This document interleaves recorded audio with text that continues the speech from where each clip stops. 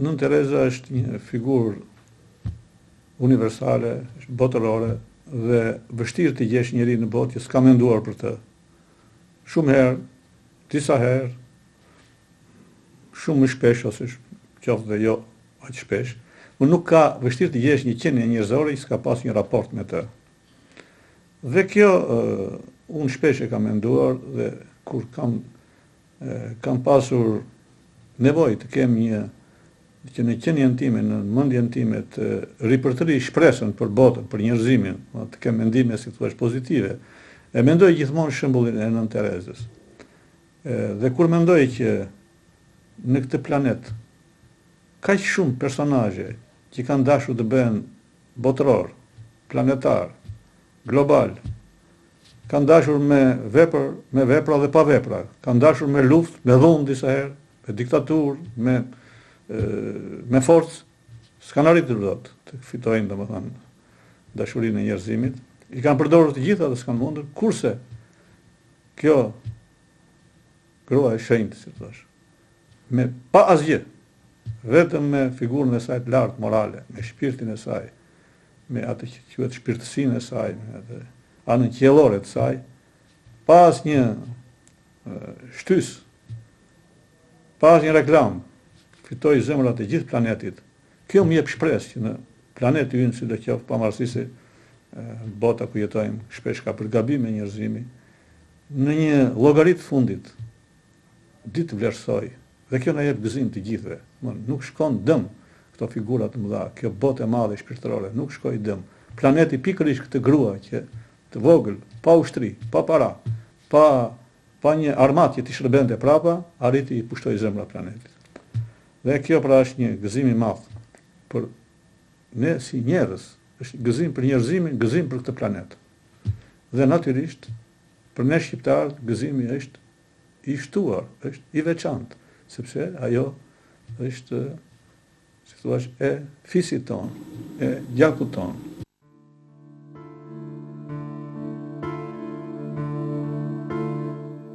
Gonxhe Bojaxhiu u lind më 27 gusht 1910 në Shkup, në një familje advetare, me besim të plot tek Zoti, nga baba Kola dhe nëna Dranle Brenaj, me prejardhje nga fshati Novosel i Gjakovës.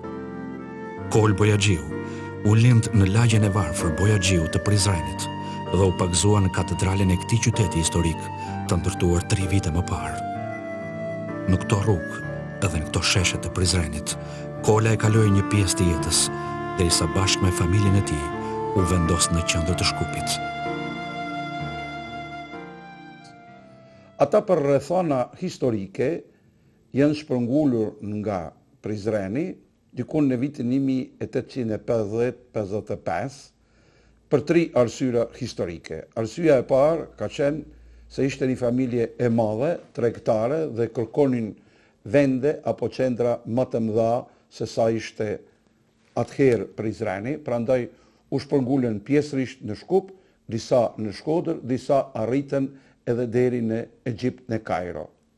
Arsyeja e dytë ishte epidemia, e cila e përgjysmoi popullatën e atëhershme, dhe arsyeja e tretë ishte përndjekja apo masakrimi që e bën turqit kur organizuan një darkë për krerët e familjeve shqiptare katolike dhe një pjesë të tyre në një tradhti i masakruan. Gonxheja ishte fëmia i tretë, pas Agës dhe Lazrit, e cila u pagzua në katedralen e Zemrës së Krishtit në Shkup.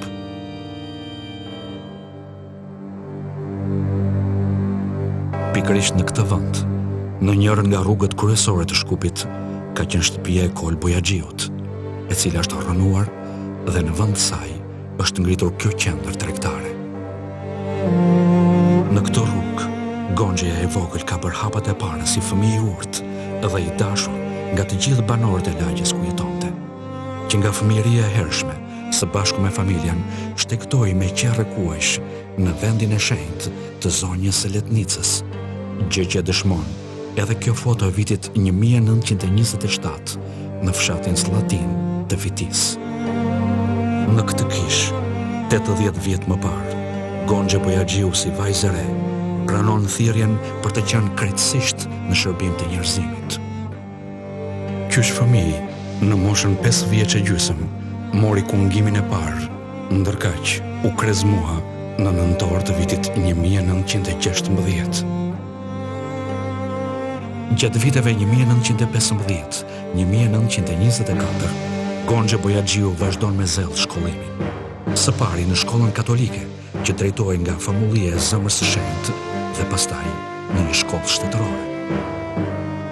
I značajno je da je ova statua ostala iz stare katedrale koja je bila oštećena u potresu, a posebno je značajna radi toga što se je majka Terezija kao djevojčica i kao djevojka mnogo molila baš pred tom statuom i tu je pred tim kipom i ona je doživjela tu ljubav koju Isus Krist ima prema svima ljudima i to je ispunilo i nju ljubavlju i ona je odlučila da se posveti Bogu i da se posveti braći ljudima, da ostvari tu ljubav Kristovu prema ljudima. Ndikuesi më i madh i Gonxhes ishte arqipeshkvi i Shkupit, Im Zot Lazar Mjeta, vlla i poetit të madh shqiptar, Mre Mjeta, me të cilin familja Bojaxhiu kishte miqësi të mirë. Në vitin 1919, në rrethana krejt të dyshimta, i vdes babai, Kol Bojaxhiu, një atëtar i flakt e besnik që ndihmoi shumë në pamarrësinë dhe lirinë e Shqipërisë. Edhe pse ishte një atëtar i flakt, sot e asaj dite nuk i dihet saktësisht të varri. Se këtu në Shkup mjerisht nuk patëm asnjë shenjë të nënës Terezë. Se pare shkum me e shenu varrin e bacës Kol, babës e nënës Tereze, Nikol Bojaxhiut, i cili mjerisht gjendet në një varrez të përbashkët me 13 kufomave të tjera, 14 persona të varrosura, e ndodhi vitin 1958, kur prej varrezave të qytetit që ishin në Usje, është fabrika cementës që është këtu në afërsitë e Shkupit, edhe rri urdhni që të shpërngulen eshrat e këtyne të vdekër, me që se prej nënës Tereze nuk pati personat të cilët do të angazhohen për atë, atër prej kishës katolike vendosën që edhe disa tjerë që ishin 13 tjerë që nuk patën familje të cilët do të caktojnë vendin e tyre, u varrosën një varrez të përbashkët. Drane Berna i Bojaxhiu, nëna e Gonxhes, u lind në vitin 1889 në fshatin Novosel të Gjakovës, në një familje bujare me mbiemrin e vajzërisë Bernej. Drania ishte shumë e devotshme ndaj vendit të shenjtë të i Peshkvis, Shkup Prizren, zonjës Carnagore të Letnicës, ku shkonte për çdo vit në këmbë ose me qerre kuajsh, bashkë me Gonxhen dhe fëmijët e tjerë. Sipas dëshmisë së djalit të hallës, Lorenz Antonit, Gonxhe Bojaxhiu, përpara se do të arrinte të merrte vendimin përfundimtar se a do të bëhej murgesh misionare apo jo, më 23 gusht 1928, një muaj përpara se të nisej në misionin e saj, i kishte thënë në bes: Më në fund kam vendosur para zonjes son të Letnicës. Do të shkojnë në mision dhe do t'i përkushtojmë tërësisht Zotit dhe shpëtimit të shpirtrave. Një gjë është e sigurt, dhe kjo më mjafton. Unë e di se Zoti më ka ftuar, dhe se ai më don, dhe më udhëheq drejt thirrjes misionare. Pra kjo është e vetmja gjë e sigurt për mua tani.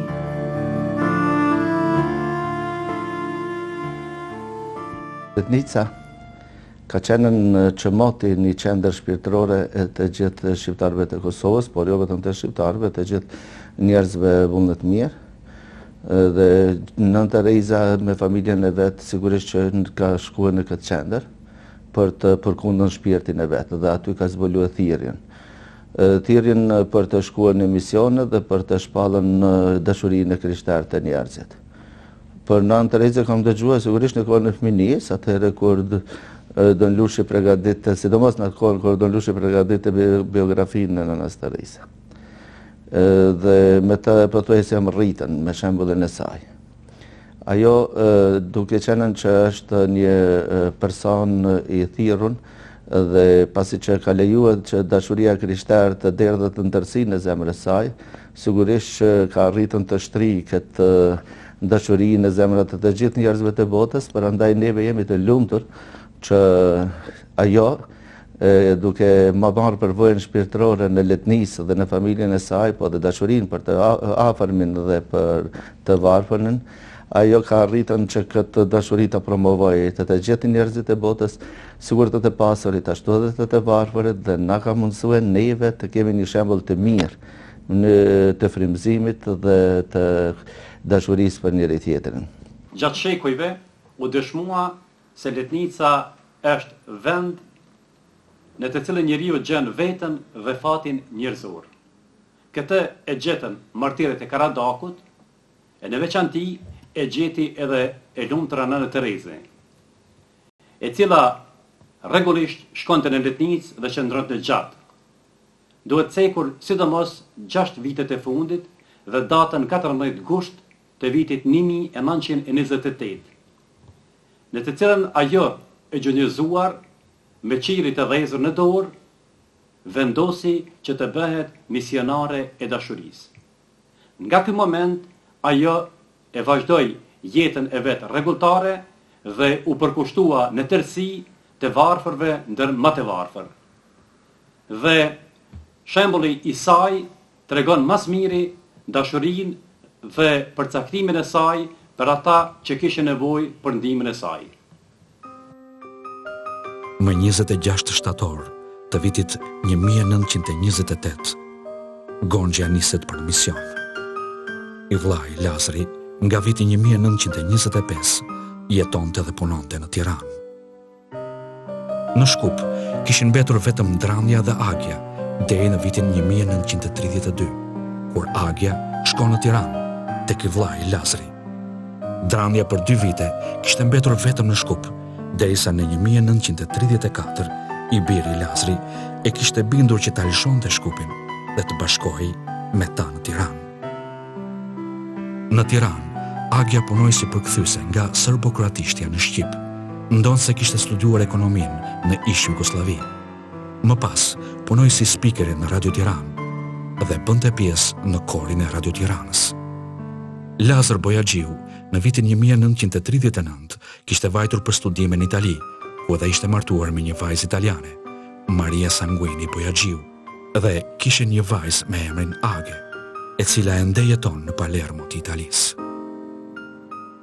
Ndërkaq, Drania dhe Agja jetuan në Tiranë deri në fund të jetës.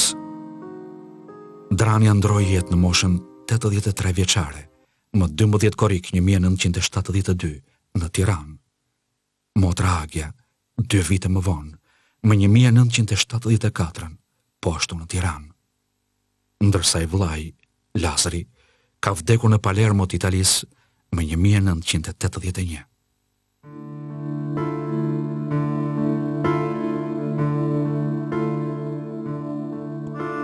Më 26 shtator 1928, në përcjellje të nënës Drane dhe motrës Age, Gonxha niset me tren nga Shkupi për në Zagreb, ku qëndron 2 javë në një familje kroate që kishte miqësi me Kol Bojaxhiun.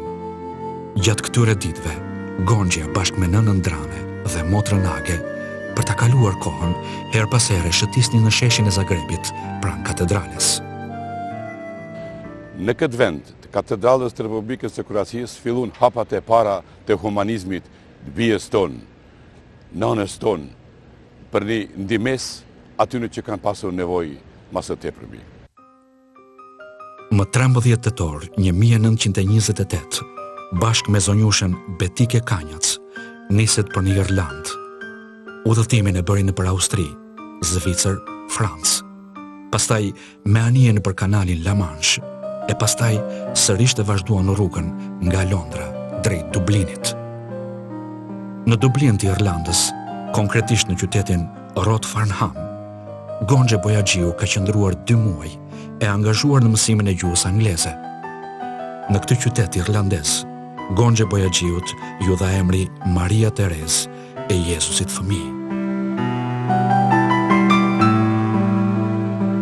Periudha e parë e jetës dhe veprës së nënës Tereze është Gonxhe Bojaxhiu prej lindjes së saj 1910 deri në vitin 1928, domethënë 18 vitet e kaluara në Shkup, ku ajo e kërkoi dhe e gjeti dritën e Zotit dhe zërin e thirrjes. Këtu rëndësi të madhe kanë edukata familjare, edukata e familjes së Zemrës Krishtit nëpërmes etrëve jezuit, ndihma e madhe që dhe përkrahja që ja dha Bashkësia e Krishterë dhe lidhja që e kishte ajo si vajzë e re qysh atëherë nëpërmes letrave dhe takimeve me misionarët që ishin kryesisht kroat apo sloven që jetonin dhe vepronin në Bengali dhe saktësisht në Kalkut. Kështu mund të kuptohet se si në shpirtin dhe në emrin e saj bujare dhe të pastër virgjërore lindi dëshira, dua të shkoj dhe të bëhem motër misionare që të shërbej të varfërit të botës. Kjo ndodhi me 14 gusht të vitit 1928, kur ajo para shejtrorës së Zojës Sërnagore apo Zojës së Letnicës e dhezi një qerin dhe ma tepër zemrën e saj dhe vendosi dua të bëhem motër misionare që të shërbej të varfërit e botës. Pa e kuptuar këtë kaptin apo këtë periudhë, nuk mund të kuptohet edhe periudha tjetër, motra Tereze si motër e Loretës, prej vitit 1929 deri praktikisht në vitin 1950, kur ajo përfundimisht e merr lejen prej Vatikanit, prej papës së atëhershëm Piu të 12, për të dalur prej kuvendit dhe për të themeluar misionaret e dashurisë. Prej vitit 1950 deri në kalimin e saj në Amshim është periudha e lavdishme e saj, kur ajo tashmë veprimtarinë e përhapi jo vetëm në Kalkut, në Indi, në Bengali, por në botën mbar, duke dëshmuar se vetëm dashuria mund ta shpëtojë botën mbar. Këto 3 periudha janë të gërshetuara njëra me tjetrën dhe janë 3 shtresimet e saj. Gonxhe Bojaxhiu, motra Tereze dhe nëna Tereze, për të ardhur deri te e lumja nëna Tereze me lumturimin e saj, e shpresojmë së shpejti edhe të shëjtja nëna Tereze me shëjtrimin e saj. Më 1 dhjetor 1928, me anien Marsha, Gonxhe Bojaxhiu, tani Maria Tereza, u nis për në Indi. Gjatë këtij udhëtimi të gjatë të mundimshëm, e shkruajti poezinë me titull Lam të mirë, që mban datën 9 dhjetor 1928. Nëna dashur, lam të mirë, ju lëshënden miqtë të mi, më djego një fuqet lirë, drejt të përplakurës Indi. Më datën 23 maj 1929, Gonxhe Bojaxhiu nga Kalkuta shkon në Derjeling, ku qëndron 2 vite dhe fillon noviciatin. Në maj të vitit 1931, dha kushtet e para te motrat e Loretos dhe menjëherë u dërgua si misionare në Bengal. Gjatë viteve 1931-1937, motra Terez kishte shërbyer si motër medicinale duke ndihmuar dhe përkujdesur ndaj të sëmurëve. Pastaj mbajti mësim në shkollën e Shëmërisë, shkollë kjo me namë në Kalkut. Ndërkohë, motër Tereza kishte arritur të kryente studimet universitare. Më datën 24 maj 1937, ishte dita solemne në të cilën motra Terez bëri kushtet e përhershme në praninë e arqipeshkut i Mzot Perier, nënës e prore dhe shumë murgesheve nga Bengali. Kjo ishte dita më e bekuar dhe më kuptimplote atyre që ju kushtojnë jetën Zotit. Pastaj, motër Tereza punon mësuese dhe drejtoresh e shkollës së Shënmërisë, gjë që dëshmon dhe përmes letrës së saj dërguar nënës Drane. Më vjen keq që nuk mund të jem pranë jush, por qëndroj lumtur nëna dashur. Nga që gonxhja jote e dashur është shumë e lumtur. Kjo është një jetë e re, Qendra jonë është shumë e bukur. Po jap mësim dhe e dua këtë punë shumë. Unë jam edhe drejtoresh e tërë shkollës dhe të gjithë më duan shumë. Vetëm mësimi, puna me vajzat dhe vizitat në familjet e tyre i dukeshin tepër pak. Sërisht, motër Teresa kishte vendosur të merrte rrugë për ushtrime shpirtërore nga Kalkuta në Darjeeling. Më 10 shtator 1946, motra Teres, duke udhëtuar për në Darjeeling, fiton edhe një thirrje të re. 10 shtatorin, vetë nën Teresa do ta quaj ditë frymëzimi. Tashmë, e mësuar me jetën fetare dhe e rregjur me vështirësitë e popullsisë së vendit, si dhe duke sjellë ndërmend Jezusin, të cilit ja kishte kushtuar fëmijërinë dhe rinin, vendosi të largohej nga motrat e Loretos dhe të përkushtohet kryesisht me mishe me shpirt, të varfërve ndër më të varfrit, duke u njësuar me ta në veshje, në banim dhe në ushqim. Më 7 shkurt, 1946, i shkrua një letër kongregatës rregulltarëve dhe kërkon leje që të largohet nga kuvendi Loretos dhe të kushtohet tërësisht të varfëve ndër më të varfrit. Letra drejtuar Romës u shkrua pas shumë orvatjeve dhe marrëveshjeve që nën Teresa kishte pasur me i peshkvin e Kalkutës, Ferdinand Pierrer, i cili ja kishte ofruar veshjen e parë rregulltare më 1929. Mother Teresa was a nun of Loreto Convent. In fact, she was staying in this Loreto house, which is by the side of my church. And she decided to work with the poor in the streets of Calcutta. The reason was that when she was coming to the school, she saw so many poor people on the road, and she saw many dying on the road, and she felt that she had to do something for them. And so she made up her mind to leave Loreto and to work for these people. Now, when she approached the bishop, he was not very pleased. And when she approached her own superiors, they too were not very supportive, saying that she could do the work without leaving Loreto. It was too much of a risk to go out onto the streets all alone, and she was a foreigner. And at that time, it was still just the beginning of independence, and they felt that it was not good for her to leave the congregation and go out on the streets. And she wanted to wear a sari and be dressed like an Indian woman. And in that time, 1940s, a foreigner dressing in a sari was not very common. Today, of course, many foreigners wear saris. At that time, it was not common. And to have a nun wearing a sari and going on the streets, there were too many risks that were there, for which they were not very happy. Më 7 gusht 1948, nën Teresa mori lejen nga Papa Piu i 12 që të largohet nga Loretoja dhe të ndiqte zërin e ndërgjegjes nga i fliste Zoti.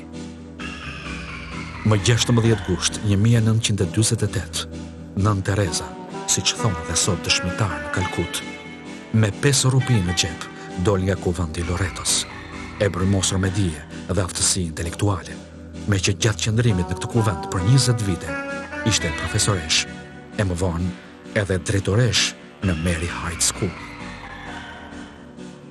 Finally, after much insistence, Mother Teresa got permission to leave for 1 year and to see what she could do during that 1 year. Of course, once she started working among the people and begin to feel what they needed and work and stay with them, people began to join her. And then the superiors slowly began to realize that it was a call from God, that God was with her, calling her to do this work. And so she got permission to continue the work and to leave Loreto.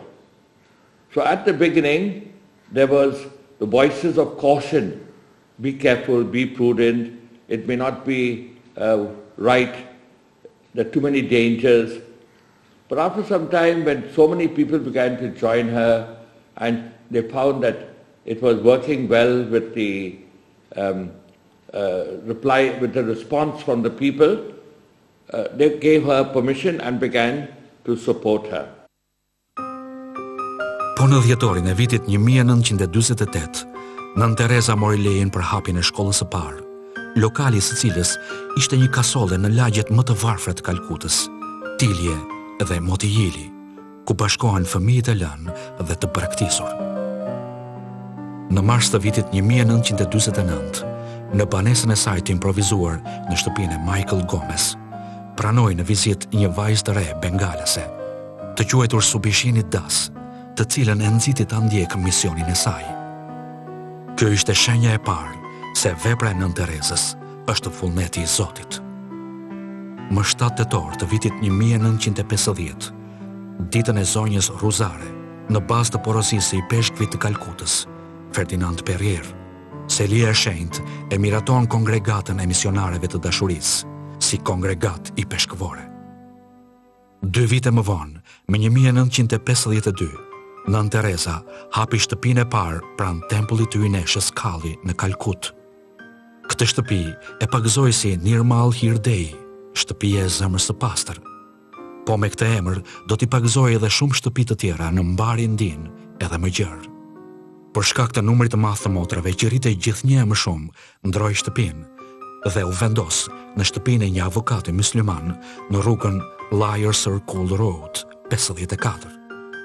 Kjo shtëpi u bë qendra e kongregatës dhe së shpejti, jo larg saj, themelon qendrën për fëmijët e lënë, të cilën e quajti Nirmala Shishu Bavan, që do të thotë vatra e fëmijëve të braktisur.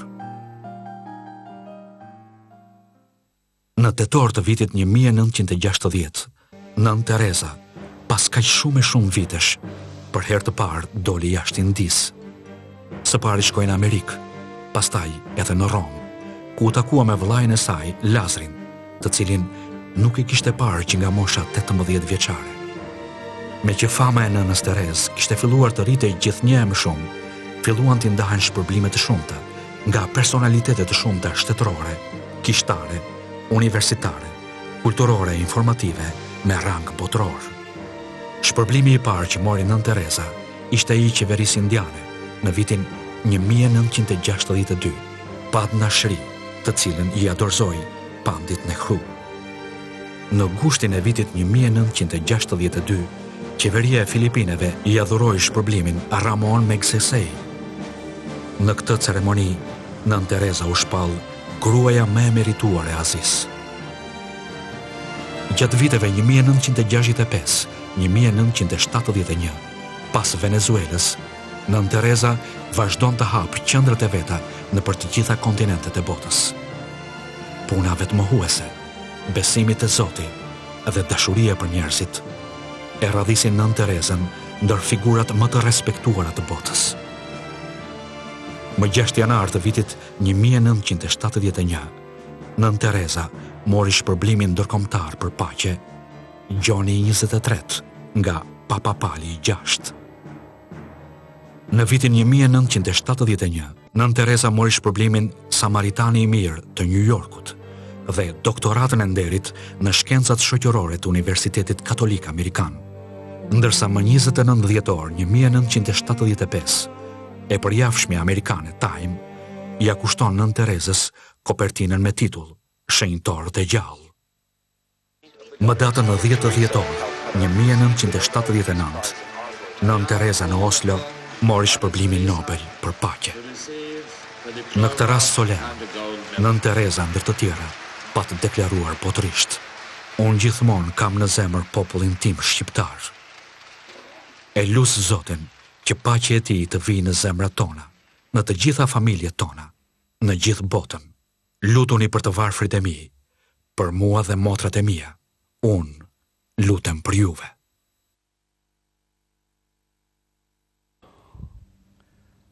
Një fat i madh një populli që të ketë nga gjiu i saj një kalibër të tillë.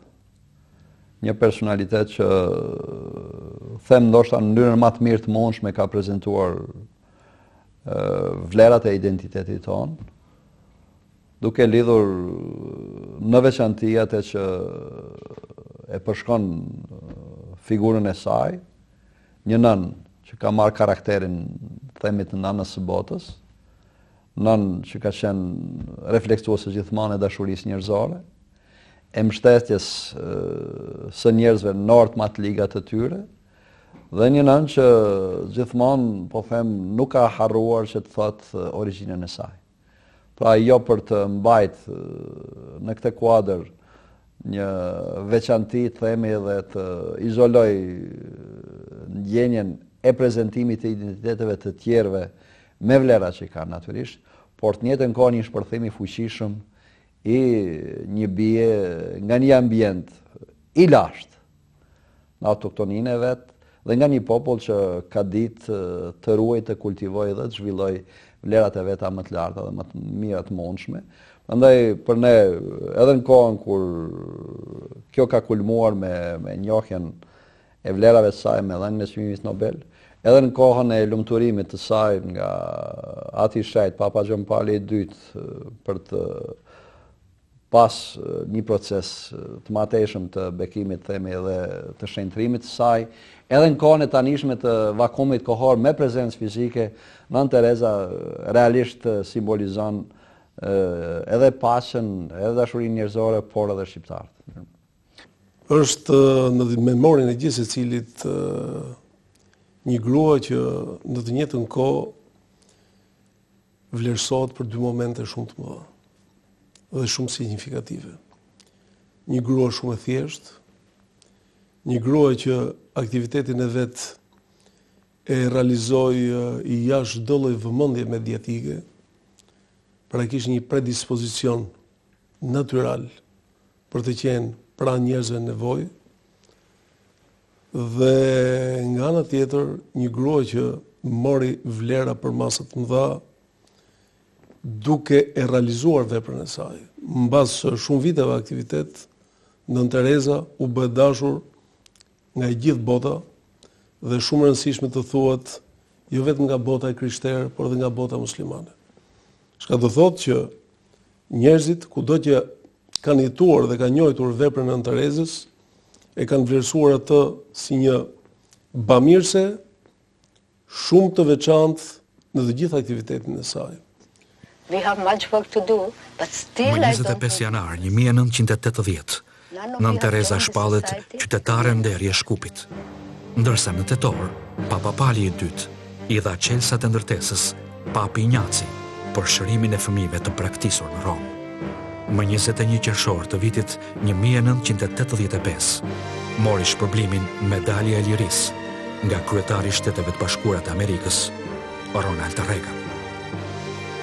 Gjatë kësaj kohe, Nën Tereza thirret nga sekretari i Organizatës së Kombeve të Bashkuara, Perez de Cuellar, t'i drejtohet Asamblesë së Përgjithshme, duke e prezantuar si gruan më të fortë të botës, duke theksuar në këtë rast se vetë Nën Tereza është sinonimi i Kombeve të Bashkuara.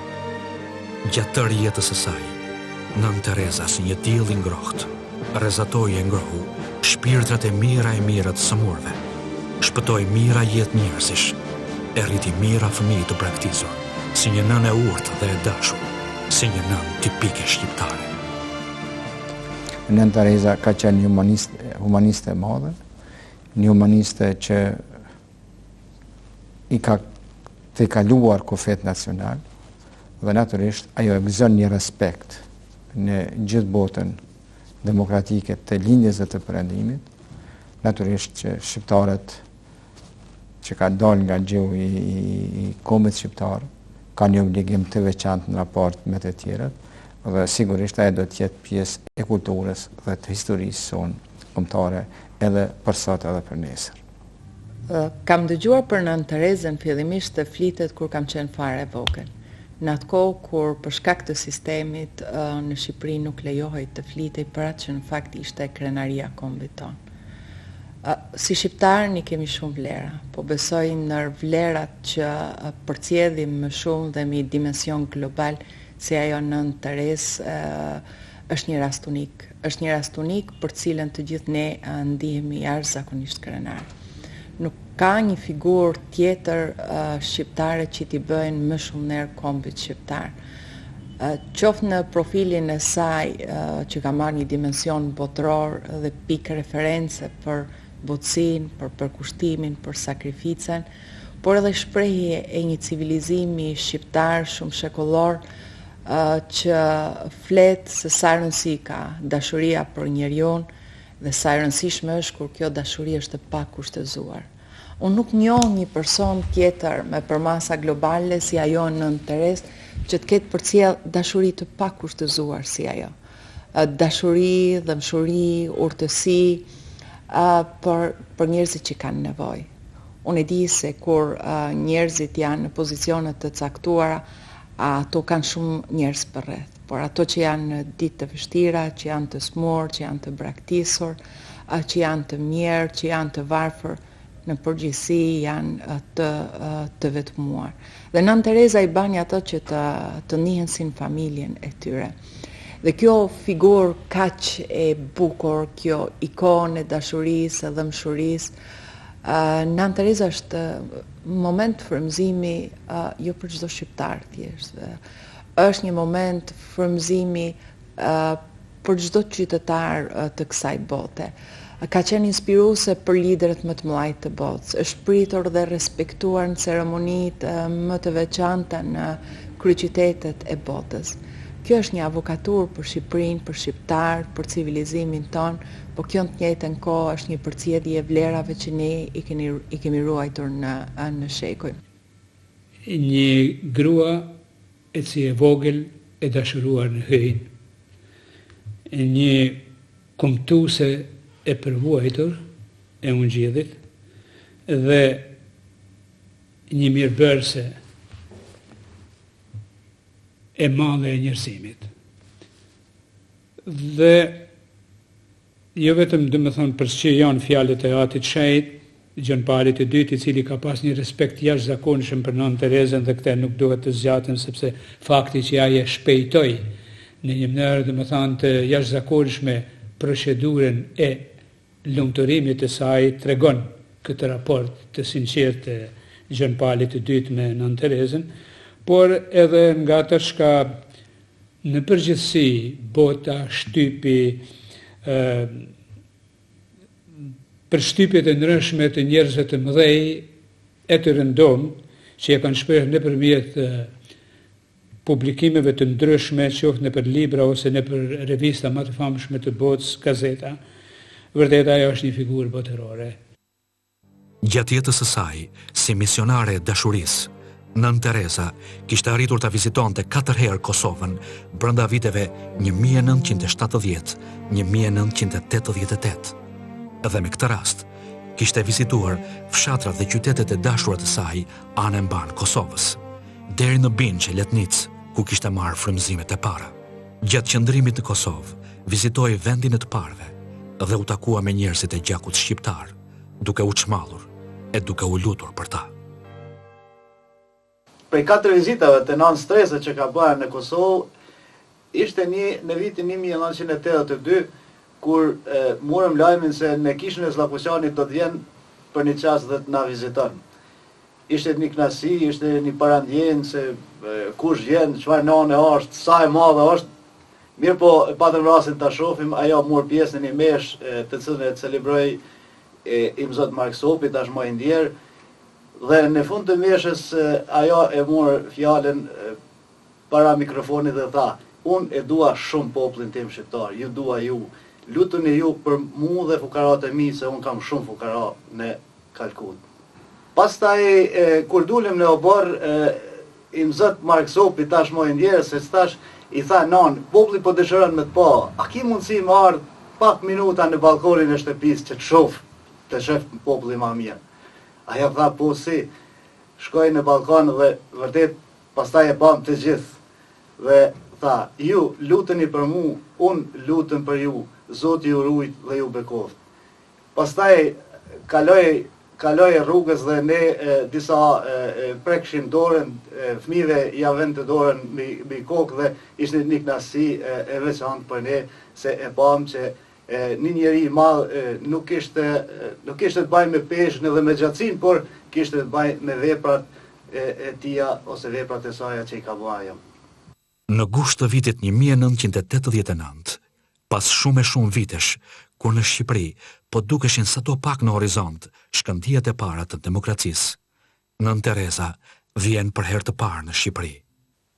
Po shkoj në Shqipëri. Unë tash atje nuk kam askën nga familja. Po shkoj sepse ka nevojë Shqipëria. Nuk po shkoj atje vetëm se është populli im, por për shkak se atje do të sjellim Krishtin.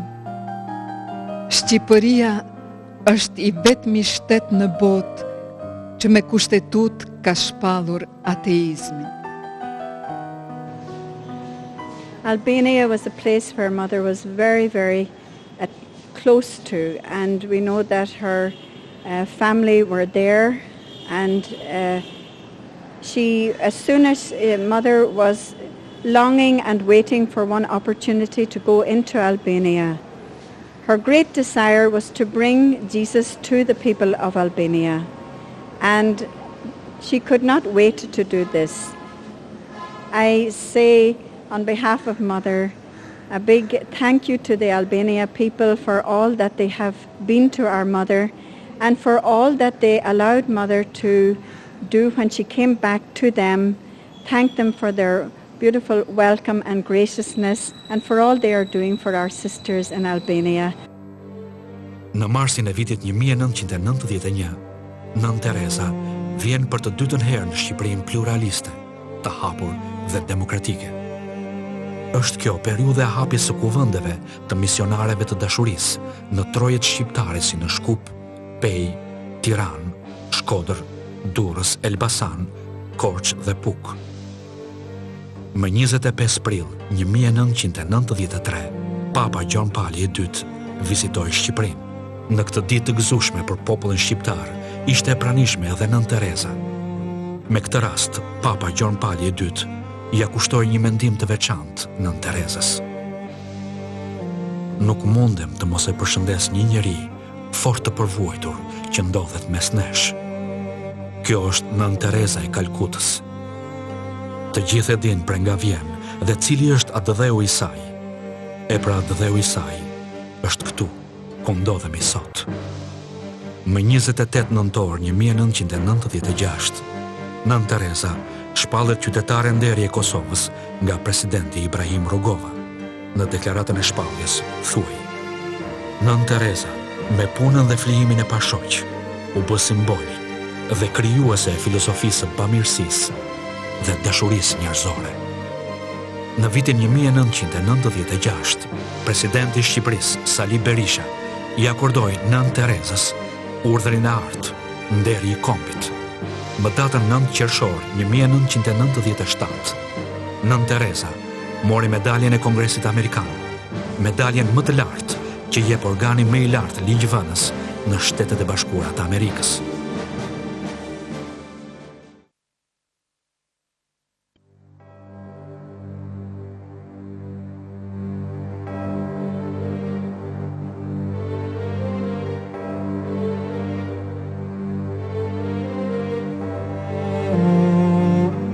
Më 5 shtator 1997, jeta toksore e Nën Terezës arriti cakun e fundit. Me këtë rast, personalitetet më të shquara të botës shprehën në dhimbje të madhe dhe mbajtën ditëzie e pikëllimit të thellë. Lajmin e dhimbshëm për vdekjen e Nën Terezës e dhanë të gjitha gazetat më prestigjioze dhe kanalet televizive botërore. Në varrimin e saj morën pjesë shumë kryetar e personalitetet të larta shtetërore, njerëz me famë dhe ndikim në botë, duke u përkullur me respekt përpara veprës kolosale të nënës së dashurisë. Nënës me gjak shqiptar e me shpirt të madh human të kalibrit botëror.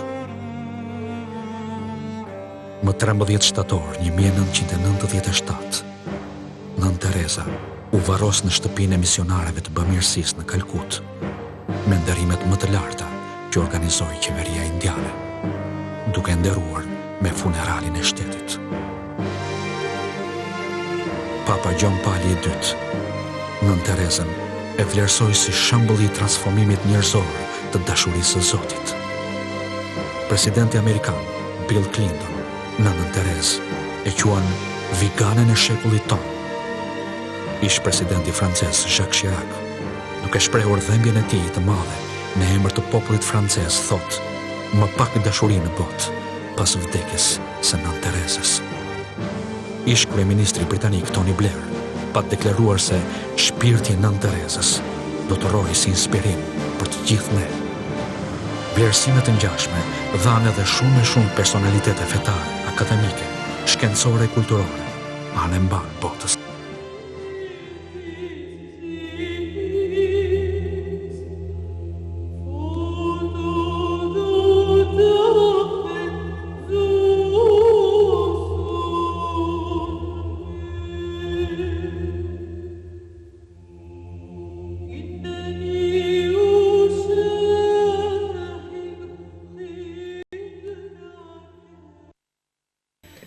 Si hall, unë e kam njohur personalisht vonë, atëherë kur ajo tashmë ishte e famshme. Jam takuar me të në janar të vitit 1967, sepse Papa Montini Pali VI e kishte ftuar për të hapur një shtëpi në Rom. Përshtypja ime ishte gëzimi, sepse babai im dhe nëna Tereze ishin vërtet të lumtur, shieshin pas më se 30 vjetë. Gjatë këtyre viteve as nuk ishin dëgjuar në telefon, sepse ajo ishte në Indi e babai im pas luftës së dytë botërore në Itali. Nëna Tereze dhe babai im e kishin një gëzim teje të madh. Përqafoheshin si dikur në fëmijëri. Përshtypja ime e parë ishte kjo, një përjetim i jashtëzakonshëm. Pastaj me kalimin e viteve jemi njohur më përsa afërmi nëpërmjet letrave, bisedave telefonike. Gati çdo vit shiheshim në Rom, sepse ajo vinte gjatë muajit maj për kushtet rregulltare të motrave të saj. Pas vdekjes së babait tim shkoja unë rregullisht për ta parë në Rom. Marrëdhënia jonë ishte një dashuri e madhe shpirtërore. Ajo nuk ishte si ndonjë hall klasike. Ishte udhëheqësja ime shpirtërore. Më jepte qetësi dhe sigurinë e jetë. Ka qenë në momente që s'mund të më harrohet kur Nën Tereza ka ardhur për herë të parë në Shqipëri, kam qëndruar me orë duke pritur që ajo të afrohej tek muzeumi kombëtar, të hynte ta shifja për s'largu, edhe pastaj kujtoj kur ka ardhur në Shkodër, kur u hap katedralja Shkodër, janë momentet e cilat janë të fiksume. Edhe fëmijët e mi e shohin dhe si fëmijët e mi çdo fëmijë i kësaj bote, kur lexon thënjet e saj janë si thënjet e një gruaje të madhe, e një filozofe që njeh historinë e jetës dhe që thot thelbin e asaj që është qënja njerëzore edhe ndjesitë e qënjës njerëzore. Kam qenë shumë e nderuar që kam marrë pjesë në Vatikan kur u bë beatifikimi i Nën Terezë dhe shëtrimi i saj që besoj se do bëhet shumë shpejt, do jetë një nder i madh për në kombin shqiptar, do jetë një ndër momentet më të veçanta për të gjithë ne.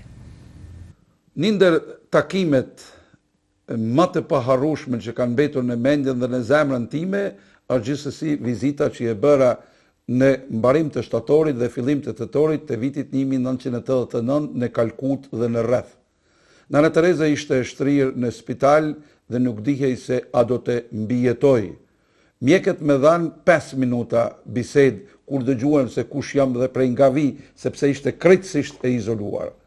Mirë po, ajo ishte aqe për zemërt, ishte aqe lumtur, nuk mund të besonte se unë kam rrinë në Kalkut dhe kam ardhur në emën të i peshvit im zotnik Preles, në emën të kishës katolike në Kosovë, në emën të popullit shqiptar për ta vizituar dhe për të dëshruar shëndet dhe shërim sa më të shpejt.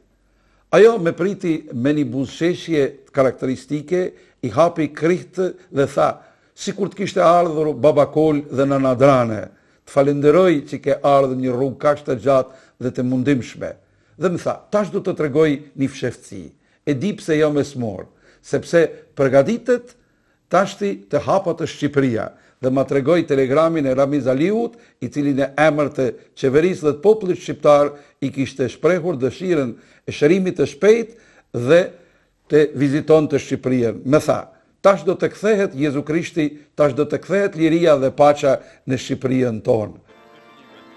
Më 19 tetor 2003, Papa Gjon Pali II bëri lumturimin e Nën Teresës.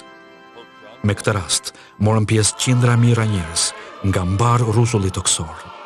Në shumë vende të tjera, e veçanërisht në trojet shqiptare dhe në Kalkut, u organizuan manifestime të shumta, që nga ajo kohë, me mira zëra, nga të katër anët e botës, janë drejtuar Romës dhe Vatikanit, për ta shpallur sa më shpejt shenjtore. Ndonse edhe sot e asaj dite, bota e nderon si të tillë.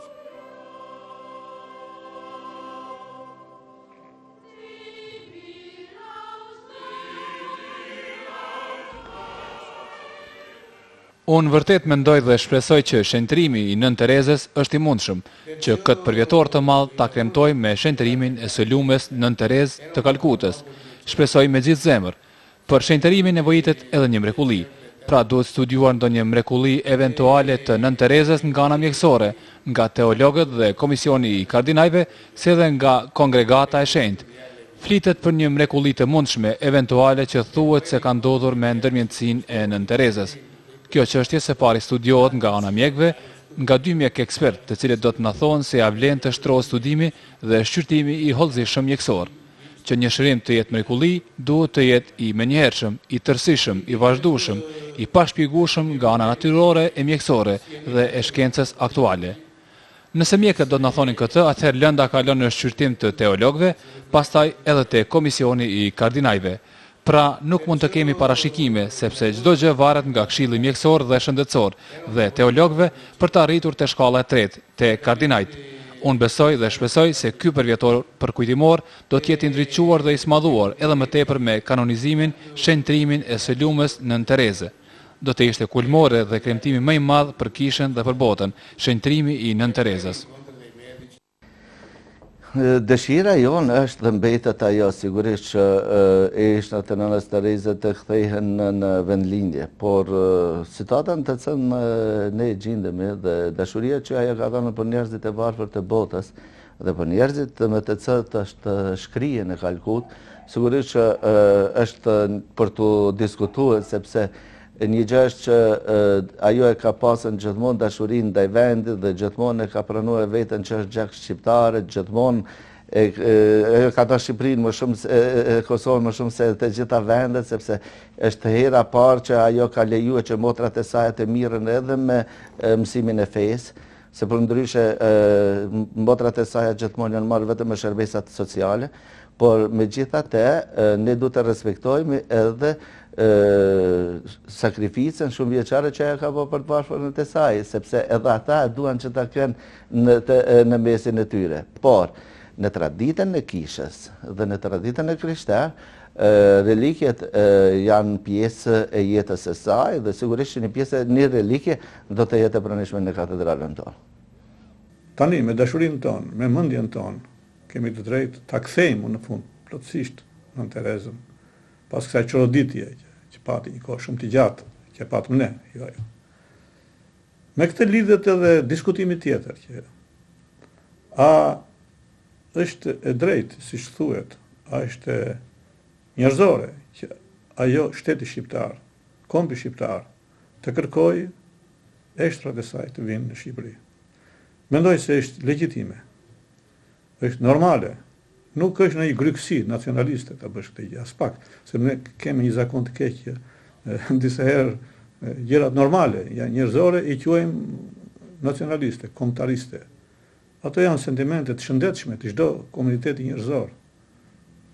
Të duash vendin tënd, të duash që populli jot të ecë në familjen e popujve, s'ka asgjë të keqe kurrë. E pra është normale, është njerëzore që eshtrat e Nën Terezës të kthehen në Shqipëri. Pse? Herë pra po theksoj fjalën njerëzore, sepse ajo ka njerëzit të dashur të vetë këtu të varrosur në Tiranë. Sepse ajo ka lindur në këtë vend, dhe zakonisht është kodi i vjetër njerëzor, i vjetër sa bota, që varrimi i njerëzve bëhet zakonisht prehen atje ku edhe e kanë nisur jetën e tyre, atje edhe në vdekjen e tyre që është jeta e tyre e dytë, që s'mbaron kurrë, është normale që të kthehen dhe të jenë po atje. Prandaj unë do të doja që shteti shqiptar, shoqëria shqiptare, në një mendim të përbashkët, të kërkojnë brenda normave njerëzore dhe morale që kanë njerëzimi, që ta bëjnë këtë kërkesë, sepse kjo është një kërkesë që nuk ka brenda asnjë kundërthanie. Dhe kjo kërkesë i përshtatet, është në harmoni me atë moralitet të lartë të Nën Terezës, me atë natyrë qiellore, shpirtërore, fetare, njerëzore të saj. Është domethënë nuk bie në kundërshtim. Prandaj në këtë rast unë kam shpresë se ky zë i arsyeshëm, kjo dëshirë e arsyeshme dhe fisnike, e fisme e kombit shqiptar, kam shpresë se do dëgohet. Në çdo përvjetor, varrin e nënës së dashur shqiptare. Nënës që me veprën e saj mahniti gjithë botën. Nënës Terezë e vizitojnë mira e mira njerëz nga të gjitha anët e botës, ndër të cilët edhe bijtë e gjakut të saj shqiptar. Shkojnë në Kalkutën e largët njerëz nga e gjithë bota, bisedojnë me nënën, gjejnë frymëzim, marrin porosi dhe e falenderojnë për punën e madhe që ka bërë, duke e vlerësuar me të drejtë si gruaja e shekullit 20, që me veprën dhe shembullin e saj vetmohues mbolli pemën e përjetshme të mirëkuptimit, tolerancës dhe dashurisë kudo në botë.